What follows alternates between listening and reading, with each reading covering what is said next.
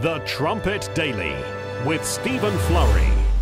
Hello again, everyone, and welcome back to the Trumpet Daily Radio Show. It's good to be back with you. I was thinking it was Friday, but actually it's Thursday. We've got one more day ahead of us before we close out the week. A couple of programming milestones. Well, it's the last day of April. That's what I was thinking of. The last day of this month. Where has the time gone? Even in the midst of a lockdown, the time still manages to go by fast. We have completed, after today's show, 25 programs in the month of April. I think that has to be some kind of a record for 1 month. And I also, when I was looking at my electronic files and the way that I save each document numerically, I noticed that I passed 1,000 programs. I think it was on the last day of Unleavened Bread, that program we recorded ahead of time for that Holy Day presentation. 1,000 programs, that's for me personally. I think today's is number 1,012.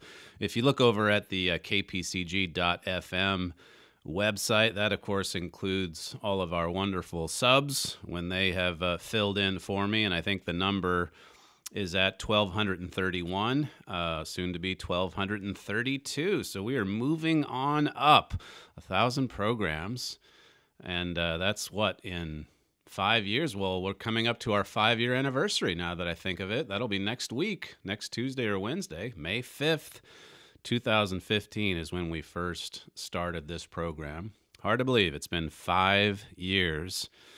The daily death tracker, can you guys show this? It's important to keep note. As of right this moment, 808 abortions have been performed so far this year. This year, over 14 million abortions. And have I mentioned before that the abortion clinics, that's essential activity during the lockdown. Those are open. Those are wide open. There's lots of babies to abort when we're all under lockdown.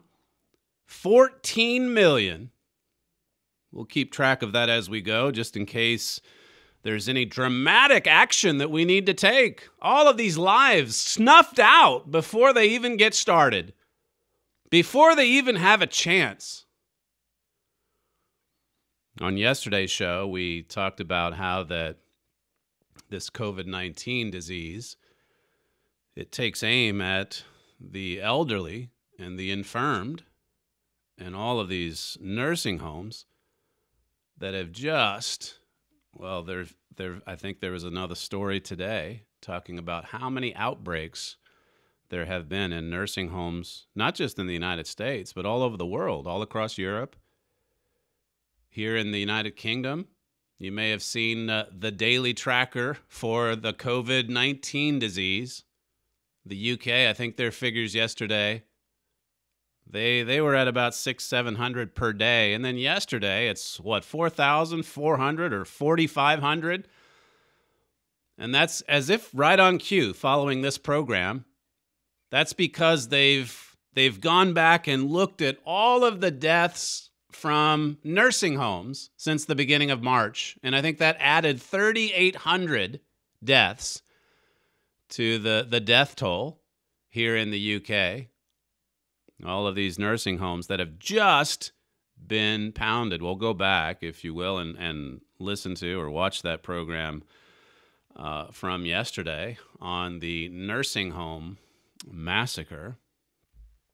Well, yesterday, I guess last night maybe, the big news, the unsealed court documents. I guess big news, it depends on how you look at it. The mainstream media they'd just as soon you think about nothing else for the next several months but lockdown and disease. In any event, there were some important documents that revealed some information that, well, we've suspected it. We've really known it for years, haven't we? That Lieutenant General Mike Flynn was set up by Obama's deep state. Back in the early days of the Trump presidency, this is in January of 2017, those two FBI agents that just showed up. And they didn't tell General Flynn that he was a target. They didn't tell General Flynn that he was being investigated. They were there to trap him. And who can forget Jim Comey a year or two later when he said, well, I just sent a couple agents out. How did you do this? He was asked.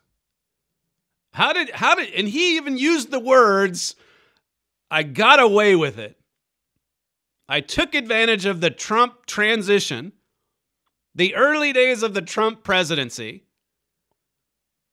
He was asked by a reporter at MSNBC, how did you get General Flynn the way that you did? And here was his response, clip 2. Something I probably wouldn't have done or maybe gotten away with in a more organized investigation, a more organized administration. The FBI wanted to send agents into the White House itself to interview a senior official. You would work through the White House counsel, and there'd be discussions and approvals and who would be there. And I thought, it's early enough, let's just send a couple guys over. And everybody had a good laugh over that. The Trump administration, they were so disorganized at the time. Usually you have to go through all this protocol here and approval here. But, we just sent a couple of agents. That's how I got away with it. Anytime, he's the former FBI director. He was the FBI director at the time. Anytime you're using the words got away with something, they're up to no good. They're breaking the rules. And so we knew all along. It's just that yesterday it was finally made known. Documents were revealed saying that they had this nefarious motive going in. They weren't trying to get to the truth. They were trying to get him fired. And then when the Mueller probe started, they took it a step further. They tried to get him thrown in jail for a lie to FBI agents. That never did happen. If you look back at some of the history, General Flynn served as President Obama's Director of Defense Intelligence Agency. That was back between 2012 and 2014. And in the middle or late part of 2014, he was forced out because of his strong dissent over President Obama's strategy in battling ISIS, or lack thereof. And, of course, he was very much against the Iran nuke deal and other things as well.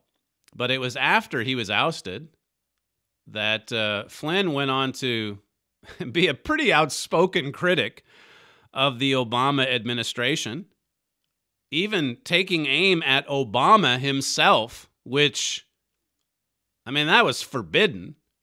You can go after the deep state officials. You can go after a CIA director. You can go after an FBI director, but you don't go after Barack Obama. He is untouchable. In 2015, this was on Fox News, I believe, toward the end of the year, he was calling for an investigation into the, as he called it, the ISIS intel skewing scandal. There was some pretty sharp disagreements between the White House and the intel community about the ISIS threat. You'll recall that President Obama just kind of brushed it aside, saying that, well, that's just the JV and so on. It was scandalous what happened. And Flynn was saying at the end of 2015, there needs to be an investigation, and it needs to start, as he said, at the top. This is clip 3. The focus of this investigation ought to start right at the top. Where intelligence starts and stops is at the White House. The president sets the priorities, and he's the #1 customer. So if he's not getting the intelligence that he needs, if he's not paying attention to what else is going on, then something else is wrong there between him and the advisors that he has. It starts and stops with President Obama. He's the one that sets the priorities. And he's the customer. He's the one that makes use of the intel. So we need to look into what he's doing, the decisions that he's making. That was Mike Flynn at the end of 2015. And then in 2016, of course, he joined the Trump campaign. For a while, I think he was being considered as a possible vice presidential candidate. That, of course, later went to Mike Pence. But then President Trump settled on selecting General Flynn as his first national security advisor. Here's General Flynn at the Republican convention. I think this was in Ohio in July 2016. Clip 4. Tonight, America stands as one, with strength and confidence to overcome the last 8 years of the Obama-Clinton failures, such as bumbling indecisiveness, willful ignorance, and total incompetence that has challenged the very heart and soul of every American and single-handedly brought continued mayhem, murder, and destruction into our neighborhoods and onto the world's streets. Now, the Obama people, they absolutely despised this former official of theirs. They loathed General Mike Flynn.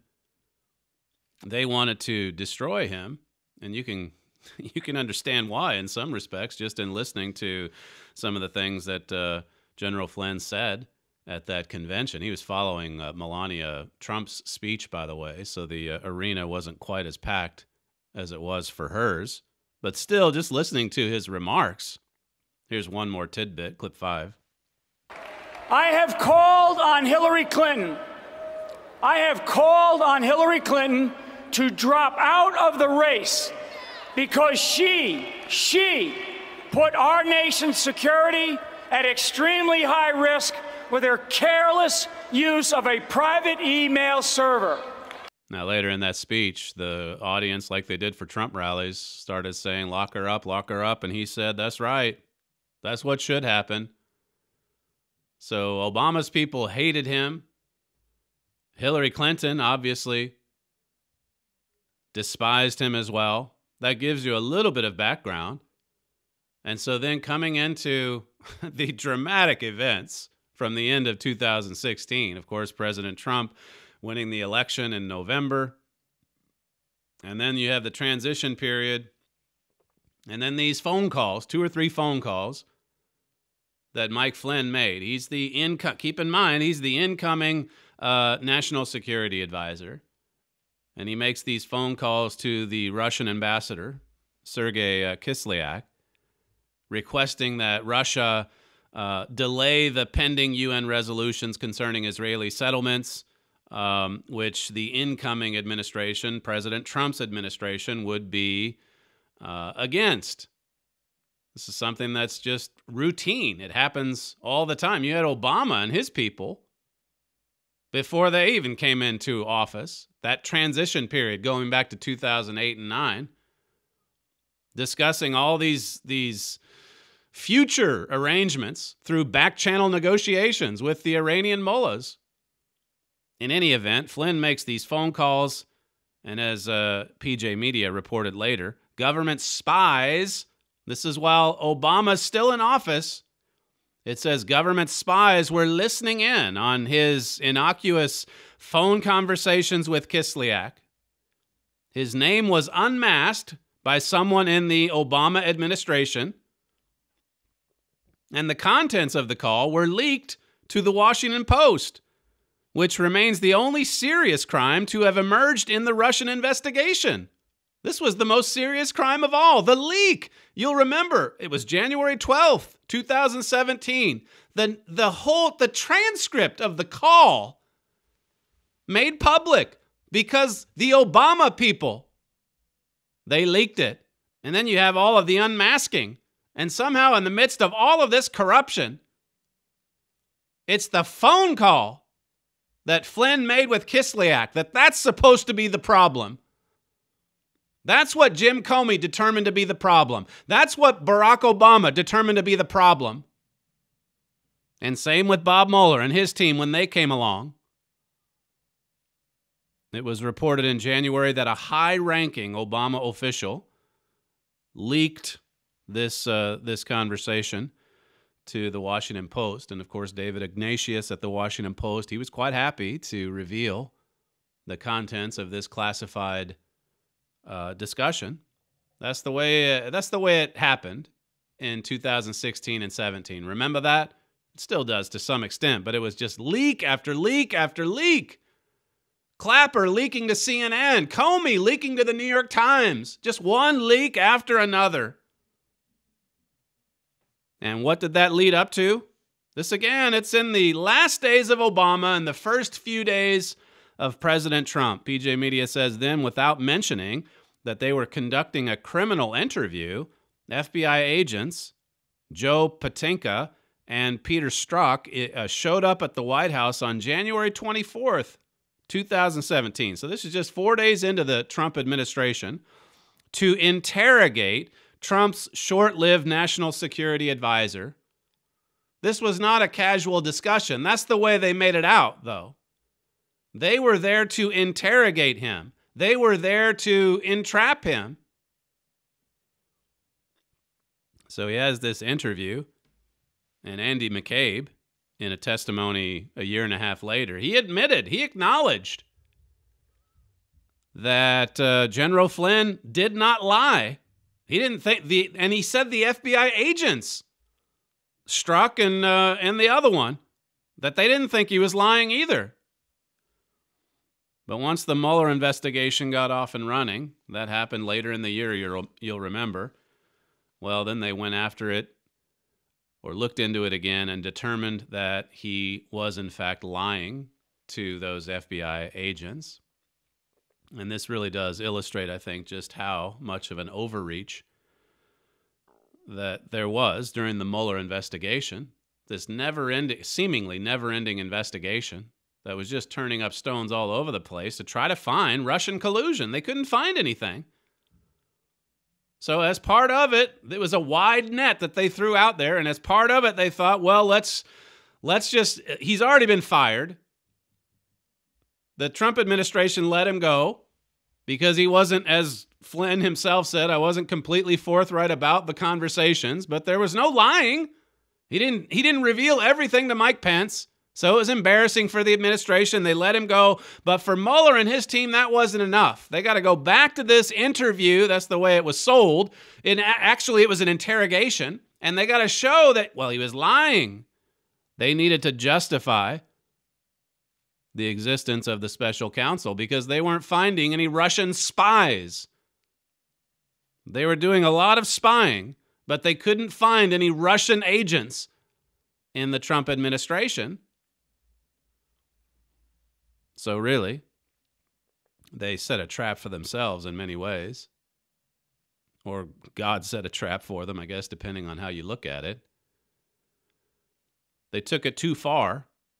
Well, early on, with his first team of lawyers, they weren't quite as good as the current team that General Flynn has. When they went after him, they pressured him. I'm talking about Mueller's people now, Weissman and the others. They basically forced him into a plea bargain. And they said, look, you better accept this or else we'll come after your son as well. We'll go after your son. So Flynn's original lawyers, his original team, they surrendered, basically. And on December 1st, 2017, General Flynn pleaded guilty to lying to those FBI agents in that January 2017 interrogation. Well, somewhere along the way, Flynn got a new lawyer, Sidney Powell. She wrote the book License to Kill. It's an excellent book, by the way, if you ever get a chance to read it. But she decides to join General Flynn's team. And then, of course, along the way, you have Bill Barr show up in 2018. He's heading up the DOJ. He appoints Timothy Shea. He comes from the Eastern District of Missouri and says to Shea, look, you've got to look into this Flynn case. Make sure everything was above board there. And, of course, Barr has been he's been assigning quite a few federal attorneys to investigate the investigators because of all of this corruption. So Powell comes on board as Flynn's lawyer. She says, you need to retract your plea bargain and fight this out in court. You didn't lie. You need to fight these people. And while she's representing Flynn, she's pleading with federal prosecutors or the government, those representing the government's case against Flynn, to turn over documents, discovery, and they wouldn't do it. So with Timothy Shea then stepping in to oversee this investigation, he finally gives to Sidney Powell this exculpatory evidence that had been withheld for years from Flynn's attorneys. Those documents were given to Powell earlier this week.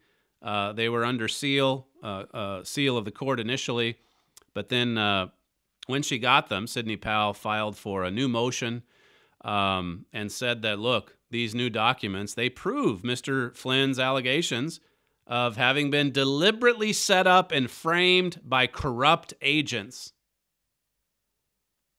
They prove our case. They show that this was unjust.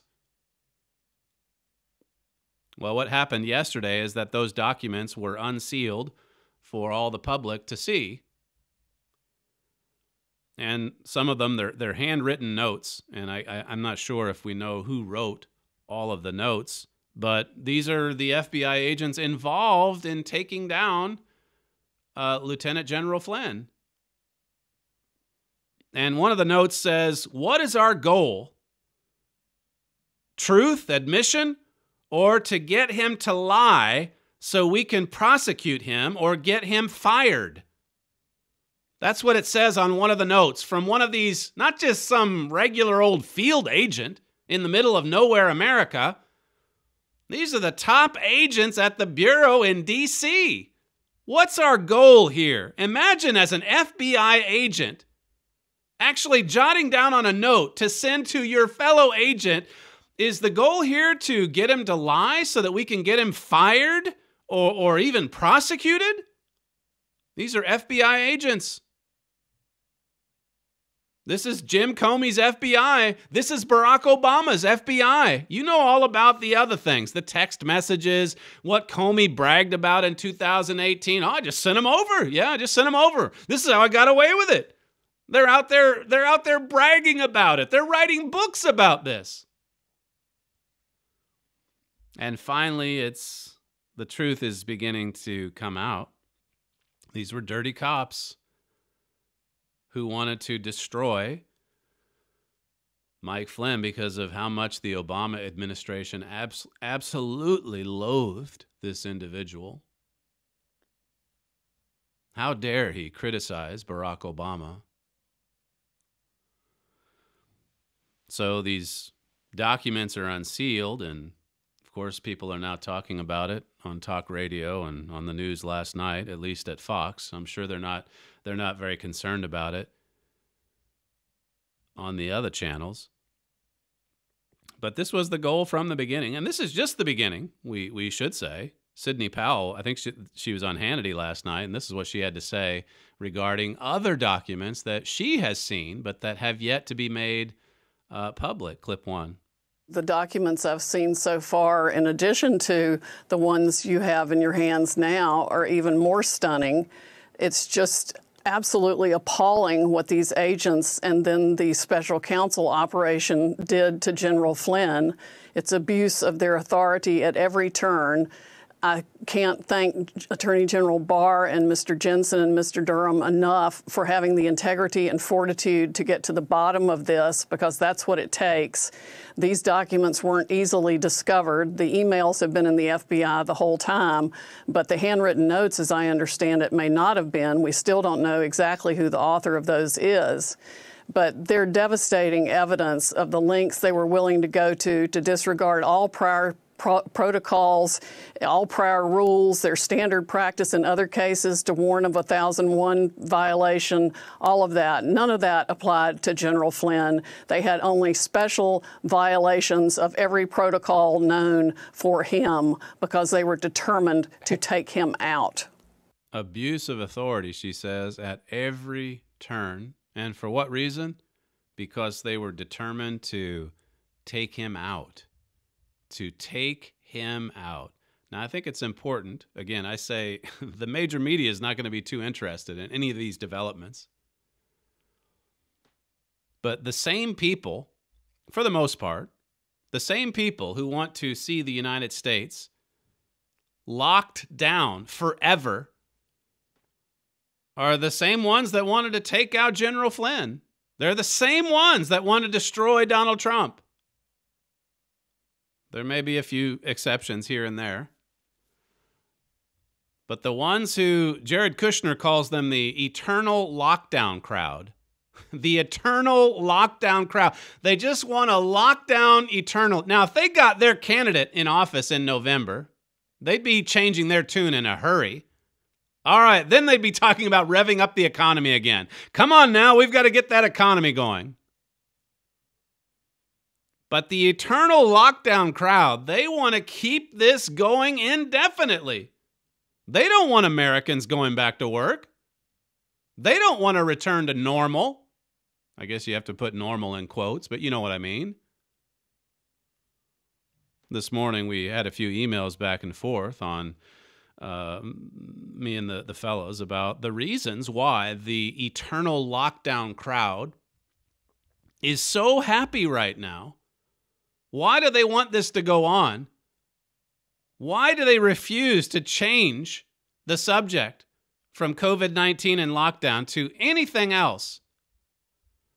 Well, for one, they don't want to see Obama's deep state crimes exposed. And right now, they've been largely forgotten. They don't want to be exposed. They like it when the deep state crimes are completely overshadowed by coronavirus. They're completely overshadowed by lockdown. Who cares about General Flynn? That's old news. Or Jim Comey. Oh, you're still on Comey. Is that it? John Brennan? Jim Clapper? And yet, when you look at some of these crimes, I've been going through a book slowly on Richard Nixon and the takedown of Alger Hiss back in 1949, 1950. And some of the crimes, he was a traitor. He was a traitor. And yet, when you look at some of the crimes committed under Obama's watch, it's astounding that so many people can just simply brush it aside like it's no big deal. They want these crimes to be overshadowed. They don't want Attorney General Barr to get to the bottom of it, or John Durham, or anyone else. They're quite happy to have the whole world distracted right now. They were about to be exposed. Another reason they're happy right now is because America's economy is in a total free fall. And they have wanted this, and so many of them have stated it. They haven't even tried to conceal it. They've tweeted about it. They've written about it. In the case of Bill Maher, he was talking openly about it just a couple of years ago, wishing for, hoping for a recession. This is what he said 2 years ago, clip 6. I feel like the bottom has to fall out at some point. And by the way, I'm hoping for it because I think one way you get rid of Trump is a crashing economy. Yeah. So please bring on the recession. Yeah. Sorry if that hurts people, but please bring on the recession. The bottom has to fall out, says the millionaire commentator. Bring on the recession. If it brings down Donald Trump, it's worth it. In his mind, it's worth it. And so a government shutdown, a total economic shutdown. If you think about government shutdowns, by the way, those happen every couple years. I think Mark Levin might have made this point a week or two ago. But when those happen, you know, the media always side with the Democrats who they start singing the sad song. We cannot have the government shut. And of course, a government shutdown is just like a little pause. And all the employees get their money, their benefits anyway. They just basically get a vacation for a few weeks. Those government employees during the government shutdown, a shutdown that's not even really a shutdown. And yet how many featured stories are there on the news talking about the suffering of government employees because Congress can't get a spending package together. You haven't seen that many stories like that during the total economic shutdown of the United States. The people who are suffering, the millions upon millions that have lost their jobs, that's because they want this. They want the bottom to fall out. They want the economy to shut down. They want people suffering. They want to keep America miserable. That could be their slogan this campaign season. Keep America miserable. Because they think it furthers their cause. The radical left is ecstatic right now. Another thing to note. They're ecstatic because they can blame all the misery of COVID-19 and all of the hardships of the recession. They can blame this on Donald Trump. He's to blame. And we've already played the clips on this earlier this week. The reporter who said, you know, do you deserve to be reelected because you've lost 50,000 Americans? They can keep attacking with this. They know if they can keep the president on his back foot, if they can keep the president playing defense against their implacable and relentless attacks, then they're in a stronger position, they think. President Trump can't go to his popular rallies. Tens of thousands of people can't show up. And yet, polls, even still, talk about how enthused Trump's voters are as compared to potential voters for Joe Biden. Yet still, the goal here, coming from the radical left, make this election about COVID-19, make it about the lockdown, make it about President Trump's supposed failures. Certainly don't make it about any of his achievements from the first 3 years. Just focus on Corona. Another reason they're happy to see this extended is because it keeps Joe Biden hidden in his basement. They know they don't have a strong candidate. They know he's a politician in decline. And, of course, more recently, they know there's potentially skeletons in the closet. So the longer he's in the basement, the longer that the skeletons are in the closet, the better it works for them. There was an item at Newsbusters just this morning. The headline was, networks give Vice President Pence not wearing a mask. He went to the Mayo Clinic. Mayo, I said. He went to the Mayo Clinic, and he didn't wear his mask. And they've given that 3 times the coverage of the Joe Biden sex scandal. Can you believe this? The vice president doesn't wear a mask. And then they want to bury the Tara Reade allegations. They want to bury it. Or if they have to talk about it, if they must talk about it, they've changed their tune. They say, well, she needs to be heard, but she's been heard. Okay, so move on. 2 years ago, it was, she needs to be heard and believed. Now she's had her hearing, and we don't believe her. And Joe Biden's record on women has been impeccable. So let's go forward. Forget about these allegations. Another reason they're really happy to see this state of eternal lockdown. It's so that they can demand changes in the way Americans vote come election time. They really want to see some kind of electronic voting or voting by mail because it gives the radical left a lot more opportunities to cheat. Let's just call it what it is. It makes it easier to cheat when you can send in all these ballots through the mail, when you don't have to actually show up at a voting booth. Gives them a better opportunity to win. Just think about, not even just this year, but the years ahead. We've talked about the Russians and the Chinese and the way that they're viewing the United States. Is this all it takes to shut everything down? But again, what's the radical left thinking too? They're looking at this as well, saying, "Wow, I never knew it would be this easy to dispense with the Bill of Rights? Really?" And that's the last point that I had here. The reason why the eternal lockdown crowd is so happy. They love the lockdown. They love the regulations because they're socialist totalitarians at heart. They love the strong arm of the police state. They love the Chinese communist state tactics. Mass surveillance, it's right down their alley. Neighbors who snitch on you. Moms being arrested in the park. Funeral processions being broken up and dispersed. You go back home. Suspension of civil liberties. Is this all it took? You have ordinary Americans by the millions under house arrest.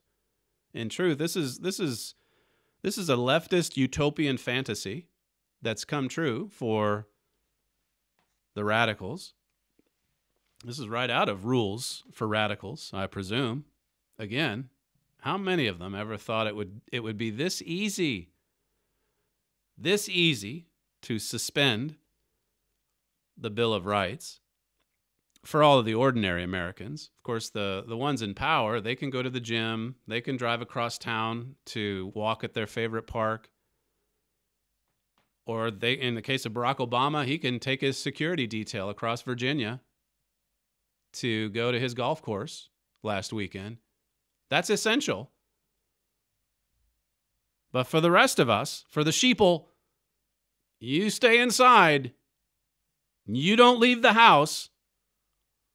And big government will take care of you. Massive government. A massive expansion of government. That's what we've seen in the last few weeks. Unlimited federal spending. Do you think the radical left likes to see that? They've talked about universal health care. They've talked about guaranteed income. I think Nancy Pelosi brought that up yesterday or the day before. Guaranteed income. Everybody just working for the government. And by working, I mean just getting a paycheck. The longer these things are locked down, the longer society is locked down, the longer the economy is ground to a halt, the more people are going to be depending on the government, the more they're going to be depending on government programs. And that's just the way the radical left wants it. Another way to look at this, too, is that Satan is using this crisis to successfully advance his communist agenda in our nations. This is something that Herbert Armstrong talked about 3/4 of a century ago. And there's a chapter in our booklet, He Was Right, that discusses the communist infiltration into the United States. As I say, it makes the affair back in 1949 and 1950 seem like child's play when you think about how far-reaching the influence is today. You're listening to Stephen Flurry, and this is the Trumpet Daily Radio Show. If you'd like to email some feedback, you can write us at td@kpcg.fm. We'll be right back.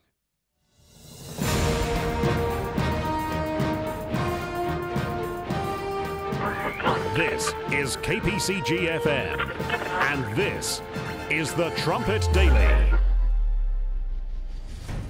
Freedom is one of the most sought-after ideals in human history. Man's search for freedom has taken him into the fiercest of protests, struggles, revolutions, civil wars, and even world wars. Today, in the midst of free societies, many continue to fight for what they perceive as ever greater freedoms. And yet, many of these same people are actively fighting against law. Few people understand that this war against law actually undermines true freedom. To learn more, request Gerald Flurry's booklet, No Freedom Without Law. In this free booklet, you will see what the Bible says about the latter-day spirit of rebellion and lawlessness that is now so common in our nations today. Also request America Under Attack. In this booklet, you will learn more about the spirit behind this attack on law. You'll see where this is leading. Both booklets are offered freely at no cost or obligation to you. Request No Freedom Without Law and America Under Attack. Email your request to td@kpcg.fm or visit thetrumpet.com.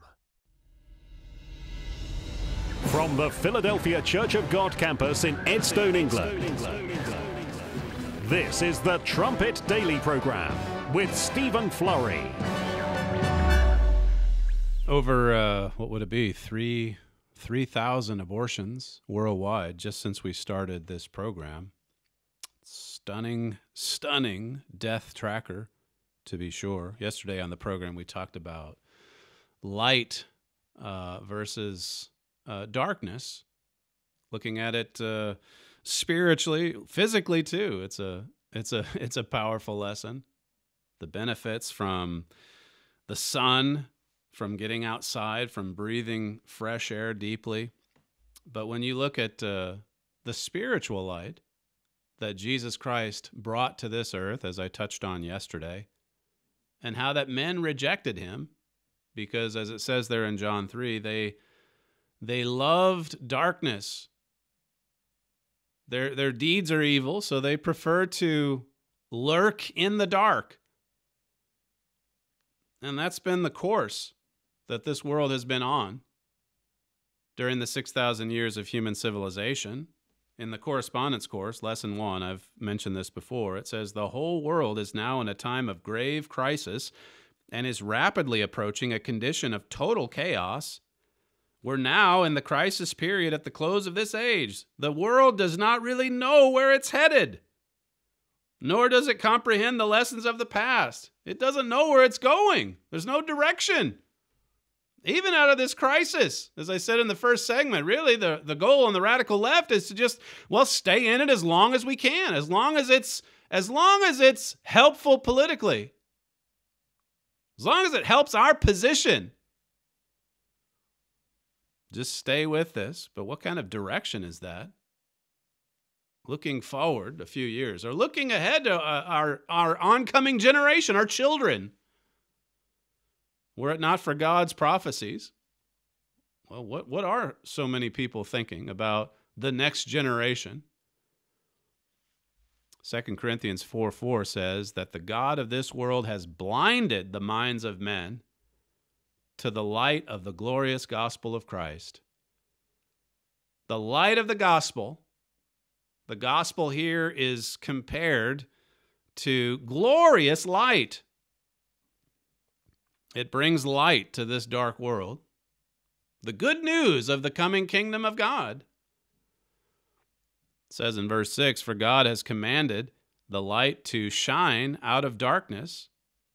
It says, has shined in our hearts to give the light of the knowledge of the glory of God in the face of Jesus Christ. So here's where Paul compares spiritual light to what God sent in Genesis chapter 1. Back then, when God intervened to recreate the surface of the earth, darkness prevailed, but then God moved upon the face of the waters.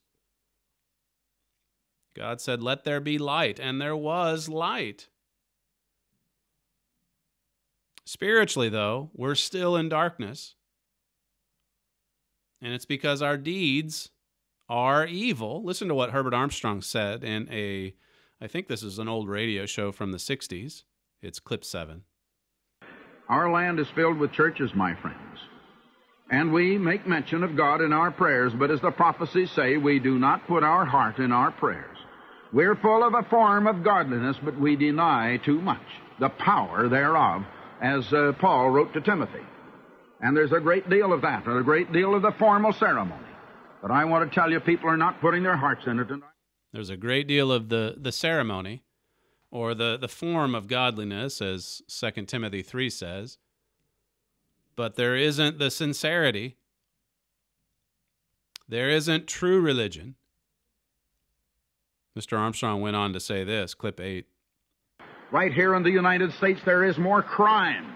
There is more divorce. There are more broken homes. There is more juvenile delinquency. There is more sickness and disease in our hospitals. There is more insanity than in any other nation on the face of the earth today. Now, why should that be? Why should we be the prize winners and leading the world in things like that? So good questions. That's an old broadcast, and it's amazing how applicable it is to where we are today. And we've talked about the disease and all of the problems that that's been causing, and then the cure and all of the things made worse because of that. What is it leading to? This morning I was reading through Joel, the 2nd chapter. There were a few verses in the correspondence course that the lesson drew attention to. But just reading the whole chapter, I probably won't have time to get through a lot of it. But starting in verse 1 of Joel 2, it says, "Blow you the trumpet in Zion, and sound an alarm in my holy mountain. Let all the inhabitants of the land tremble, for the day of the eternal, the day of the Lord comes," it says, "for it is near at hand." And so here is God's work today, crying out, blowing the trumpet in Zion, as it says there. You can just look at Isaiah 58 and verse 1 later. Over there it says, "Cry aloud, spare not, lift up your voice like a trumpet." Lift it up. And it says there, you've got to show my people their transgression. You've got to show my people their sins. That's the message. If you're looking for God's true church, then that's the message you're going to find. Because here again, John 3 says that Jesus came into this world as a light to the world. But men rejected that light. In fact, they crucified the Son of God because they loved darkness. They loved darkness because their deeds were evil. Well, that darkness is about to descend upon us again in a literal sense, in the physical sense, because of this destruction, because of all those sins that Mr. Armstrong rattled off. It's leading to an explosion like this world has never seen. Verse 2, it says, "A day of darkness and of gloominess, a day of clouds and thick darkness. As the morning spread upon the mountains," it says, "a great people and a strong, there has not been ever the like, neither shall be any more after it, even to the years of many generations." This is what's coming. This is an end-time prophecy. This takes you right through the tribulation to the very end of it. That great and dreadful day of the Lord. This is real. This is reality. This is now just ahead of us. Mr. Armstrong went on to say this in that same broadcast, clip 10. You're part of this nation, every one of you listening to me. Why don't you look into that looking glass and see how your life is, and see whether you're living the right way? There is a way that seems right to a man. That's the way of death. There is another way that is God's way, the way of God's laws, the way of living by every word of God. That'll make you happy in your home. That'll make you happy as a citizen of the United States. And if we all begin to live that way, my friends, we're going to have a wonderful, happy nation. He says, look at your own life. Look at your way of living. There is a way that brings happiness, even in this dark age that we're in, even in this present evil world. But you've got to take it upon yourself as an individual, because we're not seeing nations turning their hearts to God. That's why this kind of correction is coming. I heard a lecture recently by Joel Hilliker, who broadcasts on the Trumpet Hour, talking about the Great Tribulation and how that God sends this to get people to turn to him, to repent of their sins. It's a last resort. God is a God of love and mercy. He wants to see us turn to him before this darkness and gloominess sets in. And Joel brings this out. Joel, the prophet here, he brings this out in chapter 2, verse 10. It says, "The earth shall quake before them, the heavens shall tremble, the sun and the moon shall be dark, and the stars shall withdraw their shining." That's Joel 2 and verse 10. Most of this chapter is about the day of the Lord, which immediately precedes the return of Jesus Christ. So this advances to the end of the Great Tribulation period. And you have all of these destructive means, nuclear bombs, devastating weapons of warfare, enveloping this earth in a thick cloud of darkness. It says in verse 11, "And the Lord shall utter his voice before his army, for his camp is very great. For he is strong that executes his word. For the day of the Lord," it says, "is great and terrible," very terrible. "And who can abide it?" Who's going to be able to survive this? Who's going to be able to survive this kind of destruction? Well, God gives us a helpful admonition. If you keep reading, verse 12, it says, "Therefore also now, saith the Eternal, turn you even to me with all your heart, and with fasting, and with weeping, and with mourning, and rend your heart, and not your garments, and turn unto the Eternal your God, for he is gracious." Listen to this. This verse, this beautiful verse, right in the midst of this chapter that's mostly about the day of the Lord. It says God is gracious and merciful. He's slow to anger. He's of great kindness, and repents him of the evil. So here is God's instruction. Here is God's admonition. He says, turn you. He says, rend your heart. He says, I am loving and gracious and merciful. I'm slow to anger. Well, we've heard, as I say, about how the tribulation is actually God's way of mercifully reaching out to mankind. And the day of the Lord, all the more so, that last year of the tribulation.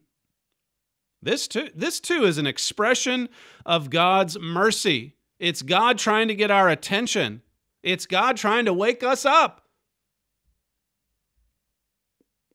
Verse 14 says, who knows?